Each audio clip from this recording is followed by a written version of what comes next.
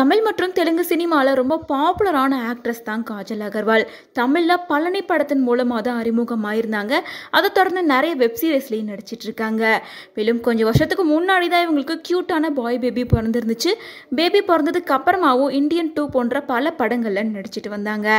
இந்த நிலையில் கொஞ்ச நாளைக்கு முன்னாடி இவங்களுக்கு ஒரு கார் ஆக்சிடென்ட் ஆயிருந்ததாகவும் அதனால் அவங்க ரெஸ்ட்டில் இருக்காங்க, ரொம்ப பலவீனமாக இருக்காங்க அப்படின்னு பல செய்திகள் சோசியல் மீடியாவில் பேசப்பட்டு வந்துச்சு. அதை தொடர்ந்து காஜல் அகர்வால் கொஞ்சம் நேரத்துக்கு முன்னாடி இறந்து போயிட்டாங்க அப்படின்ற மாதிரி ஒரு நியூஸ் சோஷியல் மீடியாவில் ரொம்பவே ஸ்ப்ரெட் ஆக ஆரம்பிச்சிருக்கு.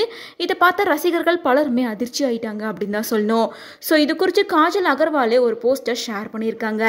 அதில் அவங்க என்ன சொல்லியிருக்காங்கன்னா, நானும் சில நியூஸ் எல்லாம் பார்த்துட்டு இருக்கேன், நான் இறந்து போயிட்டதாகவும் கார் ஆக்சிடென்ட்ல உயிருக்கு போராடிட்டு இருக்கிறதாகவும் பல விஷயங்கள் வந்துட்டு இருக்கு.